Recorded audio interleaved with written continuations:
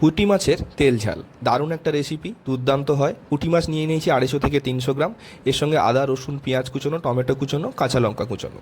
কালো সর্ষে নিয়েছি আমরা 1 চামচ মতো। বড়ি আমরা 8-10টা ভেঙে রেখেছি ভেজে। আর পোস্ত। এরপরে একটা জায়গাতে পেঁয়াজ কুচি, টমেটো কুচি, আদা রসুন কুচি, কাঁচা লঙ্কা দিয়ে আমরা মাখিয়ে নেব। এর সঙ্গে দেবো ধনে গুঁড়ো, কাশ্মীরি লঙ্কার গুঁড়ো, জিরে গুঁড়ো আর স্বাদের জন্য অল্প একটু লবণ। ভালো করে মাখিয়ে নিন। আর মাছটাকেও আমাদের হলুদ আর সামান্য একটু তেল দিয়ে মেখে নিতে হবে। আমরা লবণ অল্পই দিয়েছি, কারণ আগে থেকে লবণ মাখানো ছিল মাছটাতে। সর্ষের তেলটা 2 চামচ মতো দিয়েছি। ভালো করে মাছটা মাখিয়ে নিই। এবার একটা কড়াইতে সর্ষের তেল গরম করুন, তাতে কালো জিরে আর কাঁচা লঙ্কাটা দিয়ে দিন।